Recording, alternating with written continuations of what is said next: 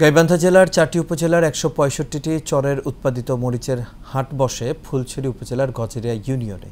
এই হাট থেকে সরকার প্রতি বছর কোটি টাকার রাজস্ব আয় করলেও এখনও গড়ে ওঠেনি অবকাঠামো। ফলে বিরূপ আবহাওয়ায় বিপাকে পড়তে হয় এই হাটে আসা কৃষক ও ব্যবসায়ীদের। তৌহিদুর রহমান তুহিনের তথ্য ও ছবিতে আরও জানাচ্ছেন শেখ ফাহিম। গাইবান্ধার চরাঞ্চলের অন্যতম ফসল মরিচ। এসব মরিচের বেচাকেনার একমাত্র হাট বসে জেলার ফুলছড়ি উপজেলার গজারিয়া ইউনিয়নে।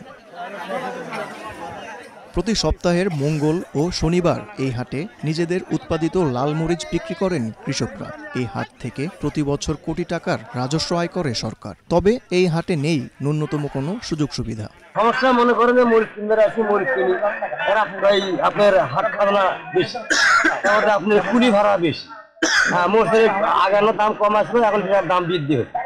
গ্রামের মধ্যে নিয়ে গেলে ওই আগের দাম কয়, বেচা কিনা করে খুব আরাম পাওয়া যায় না ভাই, খুব অশান্তির উপর নিবারের একটু বেশি ধর, নিবারের 20-30 টাকা ঢোক, 70-80 টাকা কষাইয়ের মতো দাম, 70-80 টাকা ঢোক, 50 টাকা এত কষাই।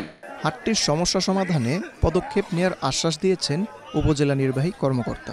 অবশ্যই এটি অতি দ্রুত এটা আইনগত ব্যবস্থা গ্রহণ করব এবং হাটে যেন লাগাতার ভাবে যে সরকারি যে দরটা দেওয়া থাকে এই দরটি যেন প্রতিপালন করা হয় এবং দৃশ্যমান স্থানে যেসব জায়গাতে আমাদের ওই ব্যানারগুলো টানা রাখা উচিত, যে বিলবোর্ডগুলো বা যে এগুলো যেন সবকিছু ঠিকঠাক থাকে, বিষয়গুলো আমরা নিশ্চিত করি। বিষয়টি আমি একটু খোঁজ নিয়ে আমি দেখবো যে এই ধরনের বিষয়গুলো আসলে কতদূর কি ছিল বা অগ্রসর হয়েছিল, আমি এটা জেনে তার পরবর্তী কার্যক্রম। ঐতিহ্যবাহী এই লাল মরিচের হাটে দ্রুত অবকাঠামো নির্মাণের দাবি জানিয়েছেন কৃষক ও ব্যবসায়ীরা। Sheikh Fahim, Asian television.